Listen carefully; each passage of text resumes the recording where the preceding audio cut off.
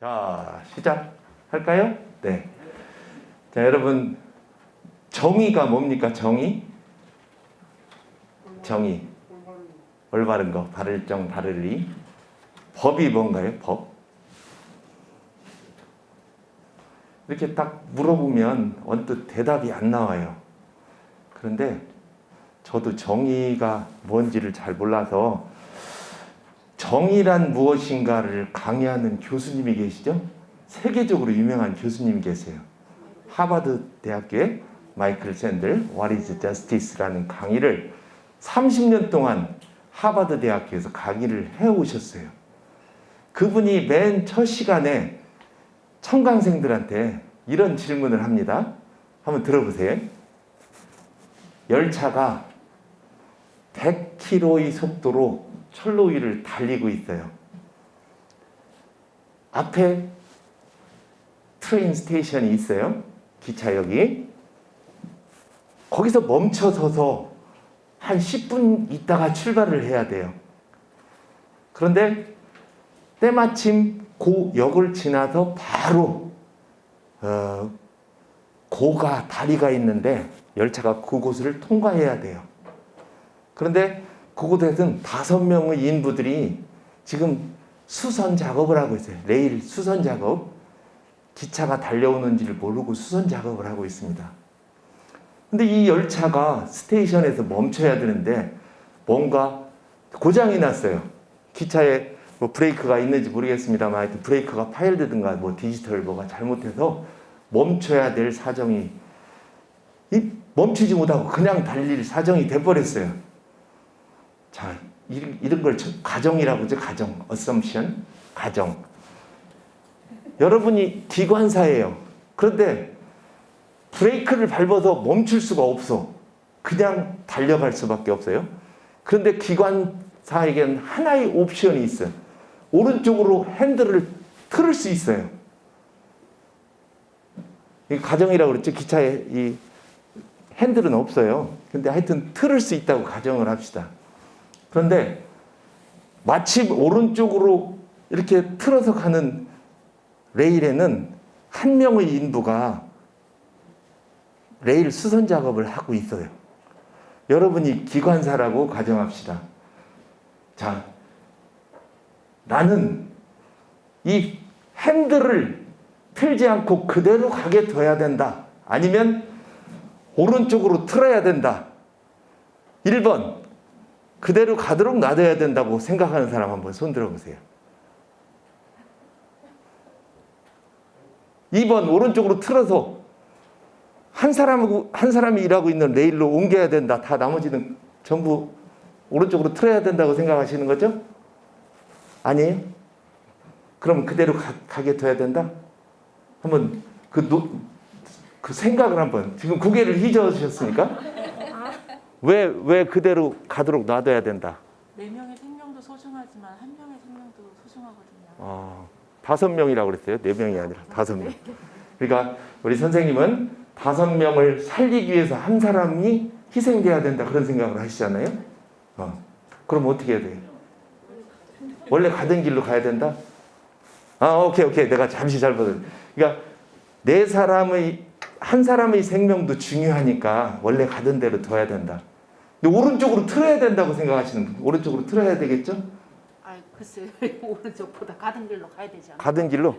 그러면 오른쪽으로 틀어야 된다고 생각하시는 분 혹시 오른쪽으로 틀어야 된다. 핸들을 오른쪽으로 틀어서 5명을 살려야 된다고 생각하시는 분. 논거. 굉장히 어려워요. 우리 김경석 의원님 뭐 오른쪽으로 틀어야 된다. 왜?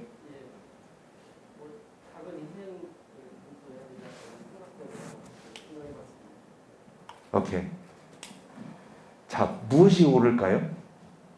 또 물어보지만, 오른쪽으로 틀어야 된다라고 생각하는 분은 소위 우리 자유민주주의의 기본 원리인 공리주의, 최대 다수의 최대 행복에 선택한 분입니다. 5명의 생명을 살리기 위해서 오른쪽으로 돌려서 1명의 생명을 희생할 수밖에 없다. 최대 다수의 최대 행복이죠. 그런데 선택도 자유잖아요. 4명, 5명의 생명보다 그 한 사람의 생명이 가볍다고 볼 수 없잖아요. 그대로 달리게 내버려둬야 된다. 틀렸다고 할 수 있을까요? 이 선택의 기로에서 어느 쪽으로 돌려야 될까를 고민하는 게 바로 여러분들이 정의를 선택하는 관점입니다. 그래서 무엇이 옳은지는 그 고래로부터 from time immemorial부터 옛날부터 지금까지 till now 지금까지 누구도 정확한 답을 내놓지 않고 아직도 내일도 모레도 영원히 고민할 거예요. 그 문제를 갖고. 이것은 도덕의 최고 원칙, 최고의 원칙 룰로서의 정의입니다. 정의. 도덕의 기본 원리. 도덕의 최고 원리. 그런데 제가 지금 정의를 강의하려고 이런 거 아니에요. 법이 무엇인가.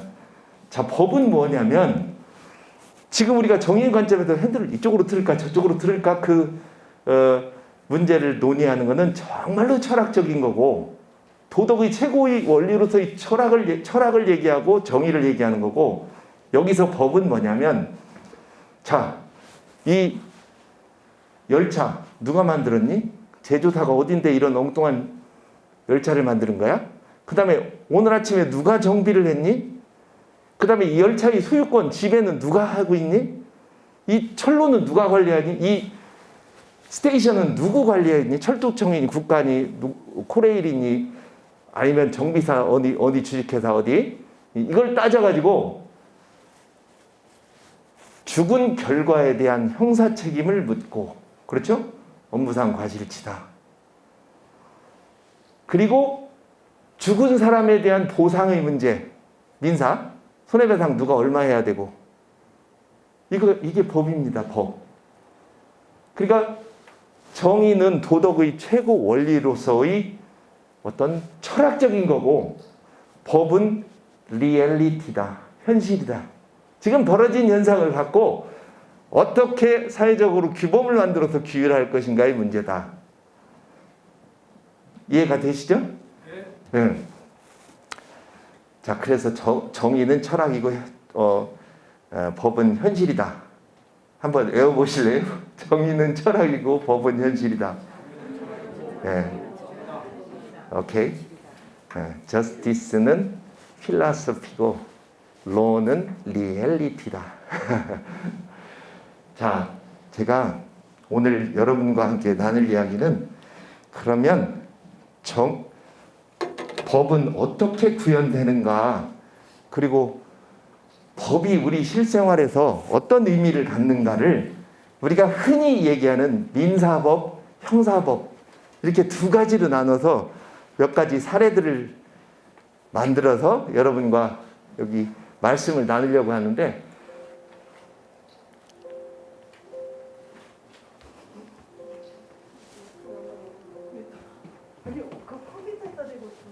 예.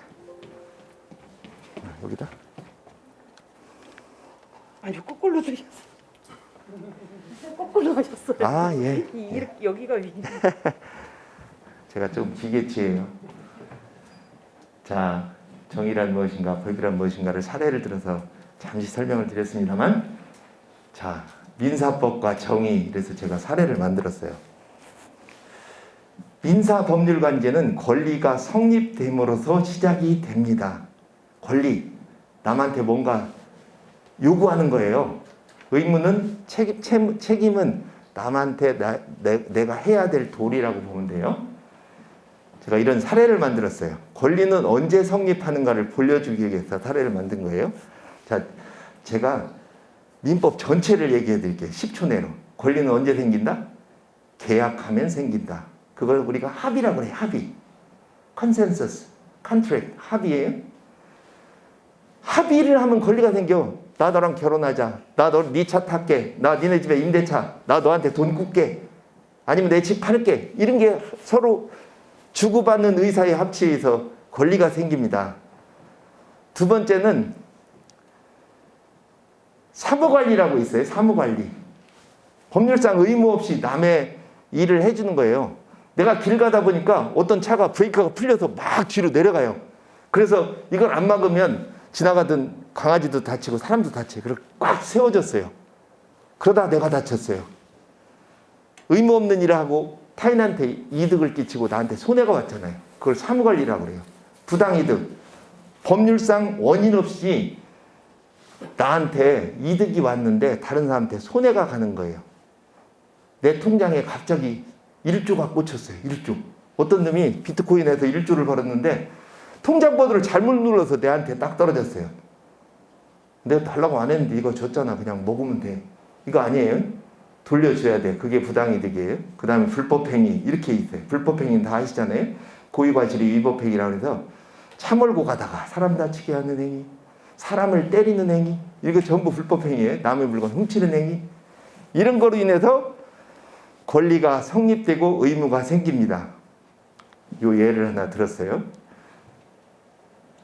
사업가인 어이, 이거 끼니까 숨이 막혀.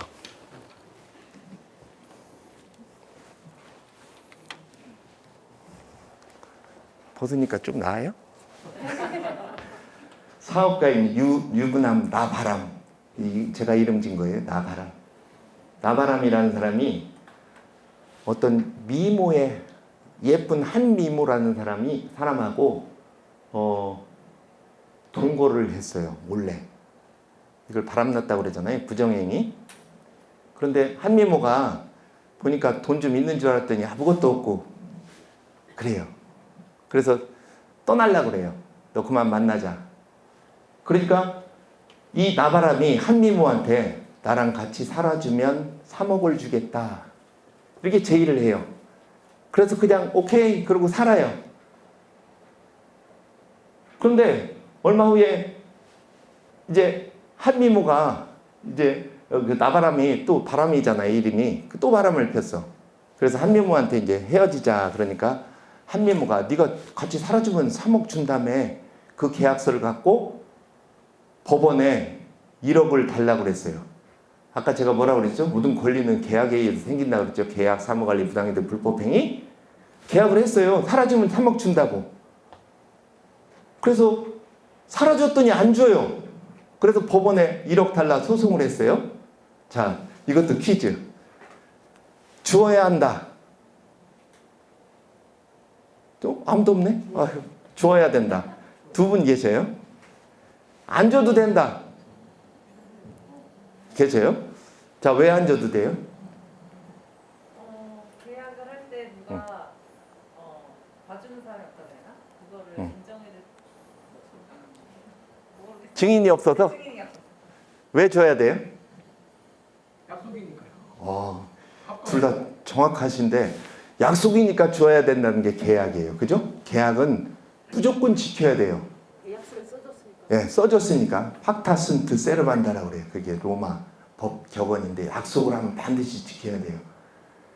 그런데 약속을 했으니까 권리가 생겼잖아요. 법원은 무조건 주라고 해야 돼요. 그런데 안 줘도 돼요. 왜? 우리 법에 불륜. 오케이. 그거예요. 모든 계약은 다 자유예요. 그래서 어떻게 계약을 해도 계약을 성립시키고 유지시키고 소멸시키는 모든 당사자 사이의 컨센서스는 반드시 지켜야 되는데 이와 같이 불법 계약, 사회질서에 반하는 계약이라고 표현을 해요. 민법 103조에 선량한 풍속 기타 사회질서에 반하는 계약은 무효로 한다 이렇게 돼 있어요. 그래서 이렇게 엉뚱한 소위 부정행위를 약속하는 내용으로 한 계약은 법에서 협조를 안 합니다.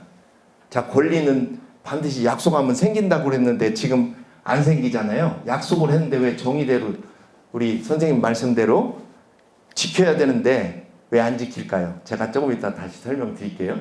자, 안 줘도 된다고 그랬어요?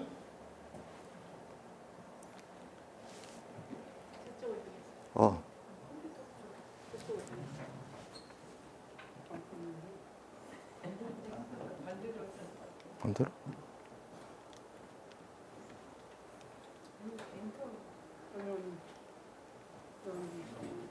이게 안 되네? 방향?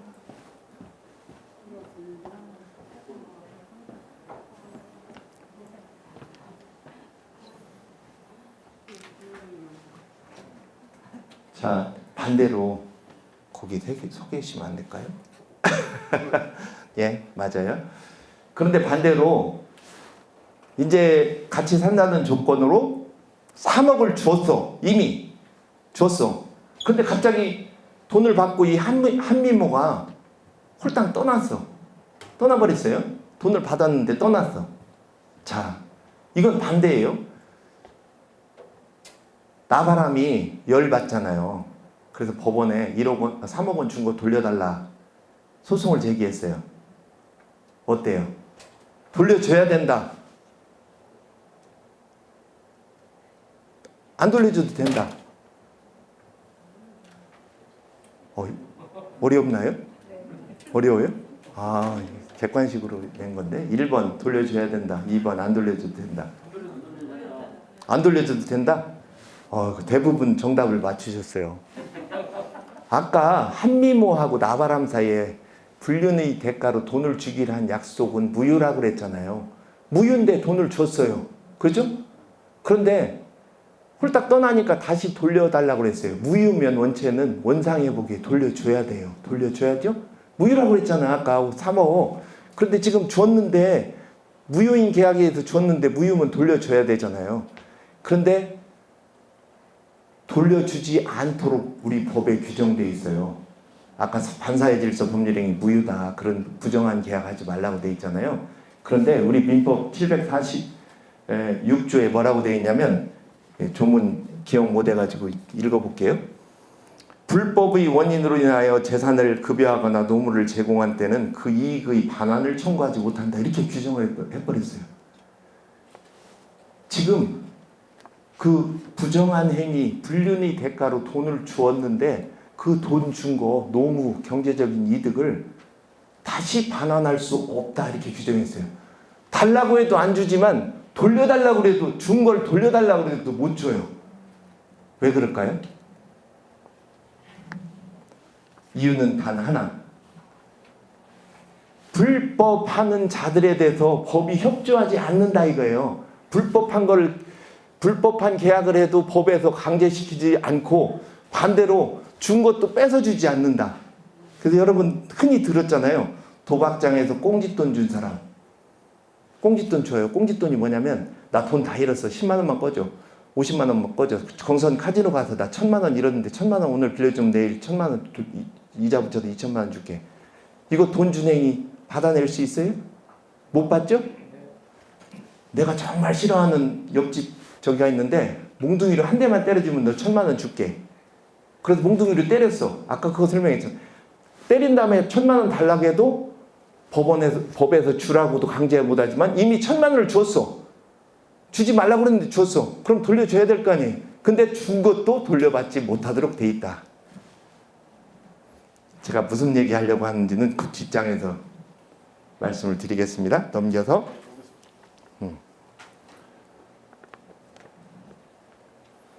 이거는 좀 안 해도 될 것 같아. 시간상 넘겨서.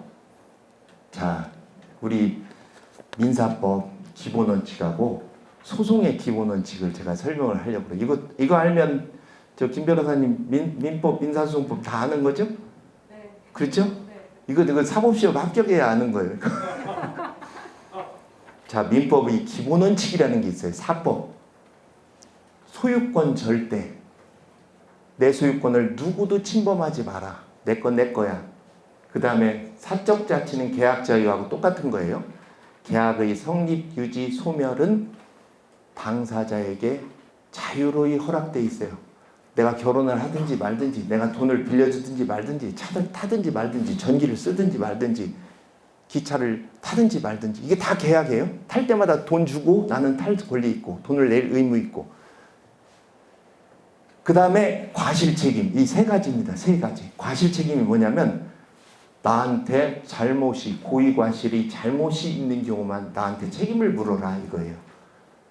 길 가다가 쳐다보기만 했는데 기분 나쁘다고 나한테 소송하면 안 되잖아요. 쳐다보면서 욕이라도 한마디 했어야 내 정신적 명예를 침해했다 해서 위자료 청구할 수 있잖아요. 내가 잘못한 거에 대한 책임을 밀어달라. 이게 확립된 근대 민사법의 세 가지 원칙입니다. 그런데 아까 제가 두 가지 사례를 들었잖아요.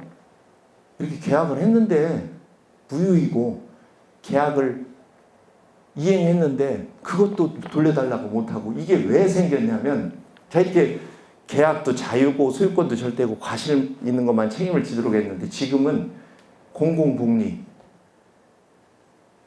전체의 이익을 위해서 내 권리를 포기해야 될 경우가 있어요. 내 재산권 아파트 건설한다고 뺏어가잖아요. 수용당하잖아요. 그죠? 그죠? 그 다음에 내가 가스 이거 전기 쓰는 거 나랑 전기회사랑 매일 1kg에 이번 달에는 3,000원에 하고 다음 달에는 5,000원에 합시다. 이거 물 많이 생기고 원자력 많이 있으니까 조금 싸게 줘요. 이런 계약해요? 그냥 정해준다로 그냥 돈 내야 되잖아. 그죠? 이렇게 공공의 이익을 위해서 공공복리를 위해서 계약 자유가 전반적으로 제한이 되는 거예요. 그래서 아까처럼 그런 계약이 자유임에도 불구하고 법에서 협조를 안 해줘요. 우리가 버스 탈 때 1,100원 너무 비싸요. 나 800원만 낼래요. 그러면 쫓겨나죠? 그잖아요. 그 다음에 짜장면 집에 가서 3,000원, 너 짜장면 3,000원에 나 저기 이거 붙어 있는데 난 2,000원밖에 안 났으니까 2,000원만 내고 갈래. 그거 인정 안 해주잖아요. 그냥 사기로 처벌하잖아요. 이렇게 광범위한 영역에 있어서 계약 자유가 제한되고 있기 때문에 아까 그런 결론이 나오는 겁니다. 그 다음에 아까 얘기한 반사회 질서 법률행위 민법 103조가 우리가 민법 배우면서 맨날 반사회 질서 법률행위라고 그래요. 나쁜 짓 하는 사람들한테 법원이 절대 협조 안 한다. 그 다음에 요즘에 위험책임 내가 물건을 소유하고 있다는 사유만으로 책임져요. 우리가 집에서 진돗개 키워요. 예를 들어서 지나가는 행인을 물었어요. 내가 안 시켰는데 그렇게 할 수 있어요? 그냥 내 거니까 내 강아지니까 내 강아지가 다른 사람 물으면 그냥 책임지도록 돼 있어요. 내가 우리 옆 골목을 지나가는데 담장이 갑자기 확 무너져서 나를 확 깔았어요. 그래서 다리를 다쳤어요. 이거 내가 담장 안 밀었는데 그 천재지변으로 무너졌는데 이렇게 하면서 나 책임 못 져. 이렇게 항변을 못 해요. 과실 책임이 아니라 위험 책임, 소위 소유하고 있다는 것만으로 또는 피해가 광범위하다는 이유만으로 그냥 책임져요. 그러니까 위험한 물건 갖고 다니면 안 돼요. 총이 여기 주머니에 있는데 저절로 꽝. 그래서 총기 소지도 금지하는 거예요. 그거 갖고 있으면 괜히 나쁜 짓 하고 있거든. 사람한테 위험한 물건, 위험한 개 이런 거예요. 요즘에 여러분 그거 있잖아요. 언론중재법 막 난리잖아요. 그거 왜 난리인 줄 아세요? 언론이 방송 보도를 허위 보도나 비판적 보도를 하면 책임을 져요. 손해배상. 그걸로 인해 내가 정신적 충격을 얼마 받았고 경제적인 손해 얼마 했다는데 지금 여기에 아까 고의과실 과실 책임이라고 그랬는데 지금 새로 개정된 언론중재법은 그냥 손해난 것만 허위라는 것만 입증하면 너 손해난 거에 5배까지 보상받을 수 있도록 법을 그렇게 규정을 한 다음에 그 다음에 너 네 잘못으로 저기가 언론이 잘못으로 내가 손해 입었다는 거 입증 안 해도 돼. 그냥 그게 조금만 사실과 다르다. 그것만 입증하면 언론이 나 책임이 없다. 스스로 입증하라고. 소위 입증 책임이 전환이라고 그러는데 대부분 소송에서 언론이 지게끔 법을 개정을 하고 있어요. 그렇죠? 그걸 과실 책임이 제한이에요. 그것도 하나의.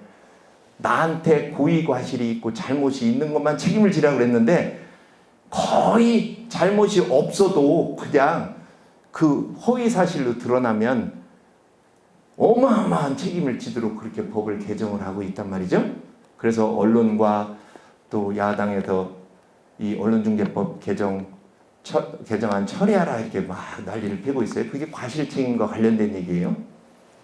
그런데 더 민사 관련 민사 소송 민사법 전체에서 정말 우리가 딱 하나만 알아도 우리가 사회생활하는데 굉장히 보탬이 되는 게 하나 있어요. 자, 우리가 민사소송을 하는데 예를 들어서 내가 이거 하나만 예를 들어볼게요. 내가 우리 선생님한테 한 10년 전에 1,000만 원을 빌려드렸어요. 기억나시죠? 1,000만 원을 빌려줬어. 그래서 돌려달라라고 소송을 제기했어요. 돌려달라? 정의가 어떻게 구현되나를 보셔요. 자, 대답하는 방법이 여러 가지가 있는데 그 중에 대표적인 게 5가지예요. 5가지. 먼저 우리 신 회장님은 양심 바르기 때문에 알았어요. 줄게요. 지금 돈이 없는데 어떻게든 마련해서 줄게요. 그렇게 답변서를 냈어요. 이걸 우리는 자백이라고 그래요. 자백. 인정. 그러면 줘라. 이렇게 판결 나요. 근데 우리 선생님은 나랑 최근에 뭐 조금 유감스러운 일이 많아요. 그래서 주긴 줘야 되는데 좀 약 올려야 될 것 같아. 그래서 몰라요. 그게 뭔지 그게 난 통장에 꽂혔는데 날 그냥 준 건지 뭔지 이걸 부지라고 그래. 부지. 여기 선생님은 굉장히 좀 반항아적인 기질이 있어서 안 빌렸어요 하고 막 통장 이거 이렇게 부인. 그걸 부인이라고 그래. 부인. 한 분은 빌렸는데 갚았어요 이렇게 얘기해요. 예? 그걸 변제 항변이라고 그래요. 그런데 더 제일 재밌는 분은 양심 없는 분이 한 분 있어요. 그 10년 지난 일을 나한테 왜 그래? 이렇게 하는 사람이 있어요. 이 중에 확실히 이길 사람 누구? 1, 2, 3, 4, 5 중에 누구? 확실히 이길 사람.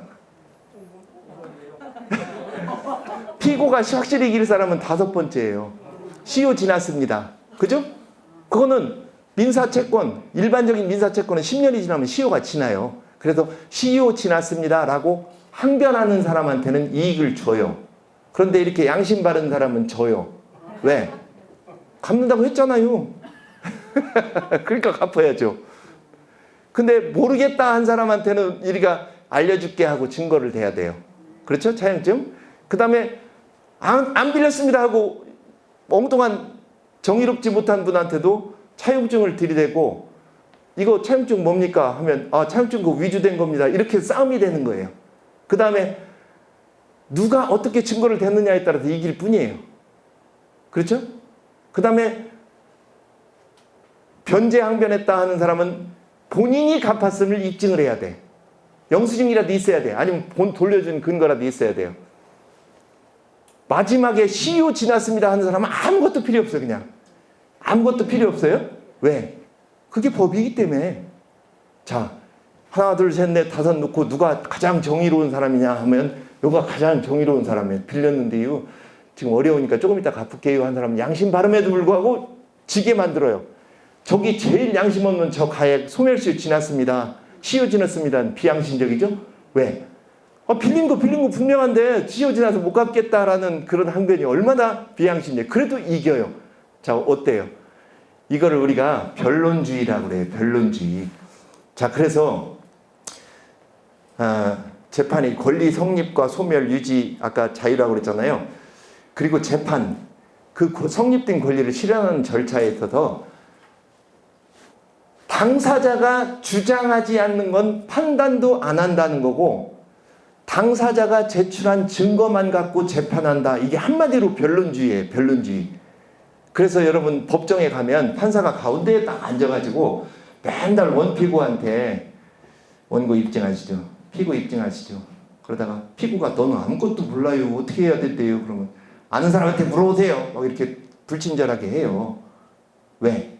변론주의라고 그랬잖아요. 당사자가 주장 안 하는 건 판단도 안 해. 시효라고 주장을 안 하고 있는데 판사가 아이고 저 사람 불쌍해 보이네. 안타깝네. 저 사람한테 시효라고 가르쳐줄까? 막 시 그거 알아요? 10년 지나면 뭐 있잖아요. 그럼 시효요? 시효 주장했네. 원고 패소. 이렇게 판결 쓸 수가 없어요. 왜? 변론주의. 민사소송의 기본 원칙은 변론주의예요. 당사자의 주장에 맡기는 거예요. 그렇다 보니까 하나의 사실을 갖고 여러 개의 판결이 나올 수 있잖아요. 이 5명 주장하는 거에 따라서. 그죠? 자백, 부인, 부지, 침묵, 항변 막 이런 여러 가지 주장하는 거에 따라서 결론이 달라지는 거예요. 그래서 사람들은 그래요. 저 사람은 변호사 훌륭한 사람 써서 소송해서 어떻게 로비해가지고 잘 이겼네. 이렇게 사람들은 생각합니다. 그렇죠? 그런 예가 많아요, 주변에. 그런데 지금 제가 얘기한 거 들어보면 이해가 가시죠? 자, 제가 시효 하나 항변 대여금 갖고 얘기했지만 사회현상이라는 게 아까 얘기했듯이 계약, 사무관리, 부당이득, 불법행위 수도 없는 법률관계가 있는데 거기에서 어떤 주장을 할지를 당사자가 선택하도록 돼 있는데 그 선택을 안 하는 거예요. 그죠? 그래서 시효 선택을 안 해서 이런 결과가 나와요. 그리고 억울하다. 집에 가서 우리 신 회장님은 정의로 와서 아유 하느님 뜻이지 뭐 그러고 주실 텐데 저 사람이 이긴 걸 보니까 잠이 안 와. 그죠? 잠이 안 와. 어떻게 세상에 이럴 수가 있나. 내가 변호사 선임 안 했고 저기는 변호사 선임했으니까 이겼네. 이런 거 아니에요? 민사소송은 당사자의 책임으로 하도록 돼 있는 거예요. 그래서 변론주의 이거 하나만 기억하면 민사 다 한다 이거예요. 아까 제가 얘기했듯이 권리 성립과 소멸 유지에 관한 계약, 사무관리, 부당이득, 불법행위 이것이 민사 전체를 규율하는 법률관계고 소송에서의 법률관계는 변론주의 하나다. 이것만 이해하면 사법시험 패스한 거예요. 오늘 여러분들 다 사법시험 패스. 이거 공부하느라고 그냥 4년 5년 동안 뼈 빠지게 공부하는 거예요. 자, 넘어가 볼까요?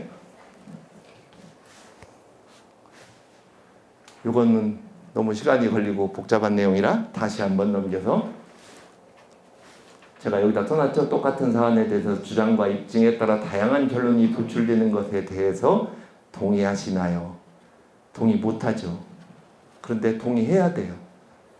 그것이 정의에 반하는 것이라고 생각되나요? 반하죠. 그러나 따라야 돼요.